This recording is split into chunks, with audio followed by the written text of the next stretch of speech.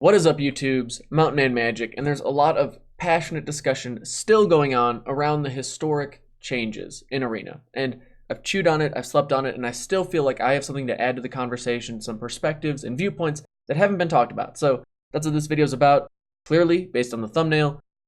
Let's get into it.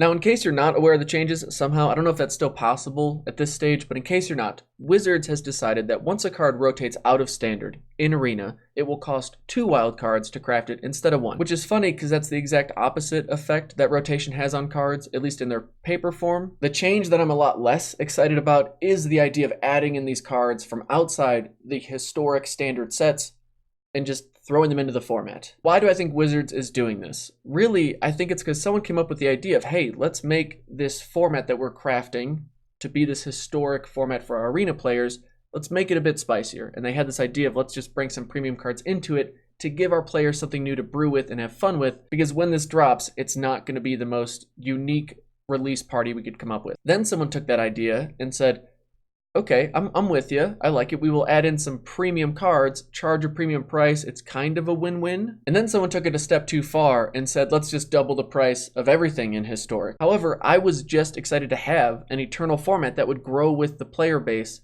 especially those that got into Magic through Arena, where we could just see this Eternal format develop in time. When I first heard the idea, I started working on a video about why Magic needs a new Eternal format. And then I never made that video, but an interesting tidbit I learned is that in looking back at the other Eternal competitive formats is that you have Legacy and Vintage, right? And their flag is planted all the way back in 1993 when Magic was first released. You can use Alpha up to today, any card you want, great. But Modern, they planted their flag in 8th edition back in 2003 and said you can use all of those cards looking forward. However, that decision to plant the flag back in 2003 in 8th edition was made in 2011. So they had 8 years of cards to look back on and say, yeah, this looks like a good enough time frame to run with. I found it interesting because with Arena now in play, that's a huge variable to consider when trying to work out a new Eternal format. Decisions around past sets and what to include, and if that involves new programming, that's no small feat. And I get if it's seen to be financially viable, we can work on the timeline, that can all certainly be worked out. But doing that wouldn't make Historic feel unique to me. To me, I love the idea of this flagship product being released in Arena, it attracting a lot of players, and us getting an Eternal format that we can grow with. And I remember the earlier points that were brought up during those initial conversations around Historic and how they want an Eternal format that doesn't have some of the problematic cards that we see in Modern that probably wouldn't be printed into Standard, namely fetch lands. But the reason I think Wizards really made these decisions is they didn't want another format that they're in the driver's seat for not hit the ground running. And what I'm talking about is the difficulties faced with Brawl. When that format was released, it was like, hey, run with it. And what happened is Brawl ruined that format. At least from a competitive standpoint, it was completely just as flat and linear a format as you could have, and people just kind of moved on from it pretty quickly. It's taken them a year, really, to readdress it and refocus any type of effort on it. I'm excited for these Brawl precons. Can't wait to see what those are all about. But yeah, I think they want Historic to really hit the ground running and for players to have something new to grab onto that isn't immediately just here's the one card that dominates everything. Although if you throw a Wormcoil Engine in, that's yeah. Now, what don't I personally like about the changes? Honestly, the 2-for-1, I don't like that idea. It's like it doesn't feel good. But in regards to just adding in cards from other sets, I'll echo a point that I've heard just about everyone else make on the interwebs, and that's if you bring in those cards, they're going to overshadow the collection and the sets that I've been accumulating in Arena over the past year or so. That just feels all kinds of bad. It's hard for me to get excited about building up a collection when I now have to worry about these unknown cards that could be added at any time that, again, will just overshadow everything I've built up. Another more specific reason I don't like the idea of these other cards coming in is Wizards has been really, really meticulous and methodical in designing these sets, at least recently Standard sets, to make sure they're a great limited environment, but that they also play well together. And I really like the idea of an Eternal format capturing that process and that mindset moving forward. And if the cards that are coming in are too powerful or don't fit in Standard as it is now, adding them into Historic feels like it's going to really hurt the format. It feels like we're bringing the Brawl situation we saw with Brawl and putting it into Historic, which could be a bit over the top. That could be some hyperbole on my part, but I really don't like the idea, again, of bringing these cards in that didn't go through the same design process or meet the same design criteria, entering an eternal format that we can't really undo the change of. I mean, I guess Wizards could just throw them out and say, never mind, backtracking on that one, our bad. But my gut reaction is that I'm not a fan of the change, and I'm also just not keen on it because it doesn't seem like there's an overwhelming or even noticeable amount of support for it in the community. You know, negative voices are often way louder. I get that. I hope I'm not sounding negative here, but just giving some constructive criticism as to why I think the format would be better served by not making this change. I also feel for Wizards in a way, because it seems like with Arena being this huge flagship product that they have to have something that catches these cards once they rotate out of Standard. And I think an Eternal format, like one, it just makes sense. I'm a fan of it with the design changes that have been coming into place, with the huge influx of players. I like the idea of this format capturing that and growing with the growing player base. Could you say this new Historic format has been rushed out to catch those rotating cards as they fall out of Standard?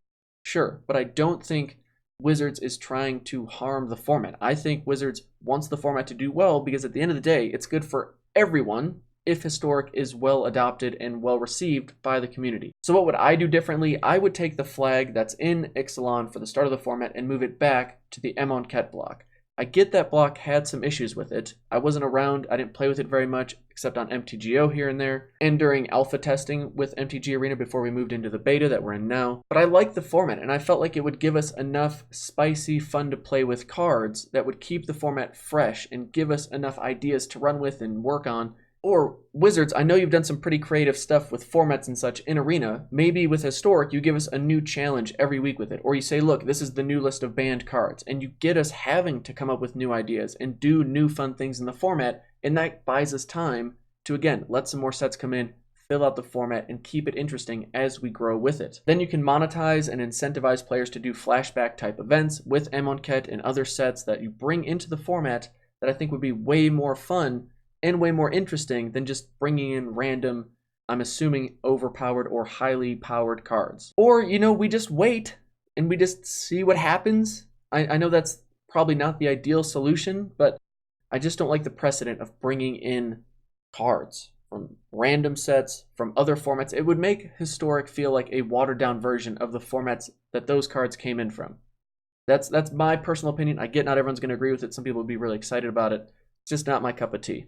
Aside from how to fill out the format, another idea would be introducing a $5 Historic starter kit so that you can get cards to fill out your collection and be excited for the new format. Or if you don't like that idea, how about a Historic booster pack where you only get cards that you don't already own a playset of in your collection. That way you know that when you buy this pack, which could be priced at a premium price, that you know you're getting cards that will add to your collection and not just more gems or wild cards. Speaking of wild cards, I think something that would be a great addition and would win a lot of people over is a wild card trade-in system of some sort.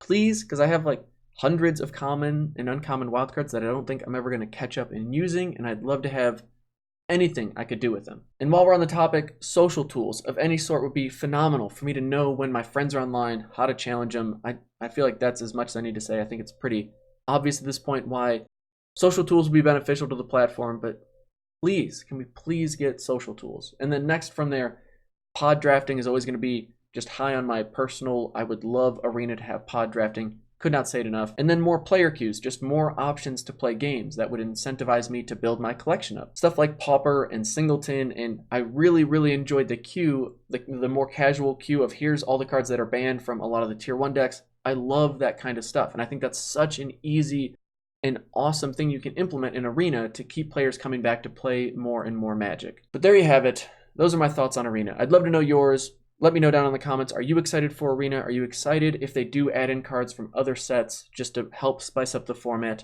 Or are you excited for Historic in general? Love to hear your thoughts in the comments. Thanks for watching. Take it easy.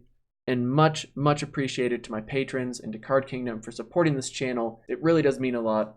Thank you all. We'll see you in the next one. Peace.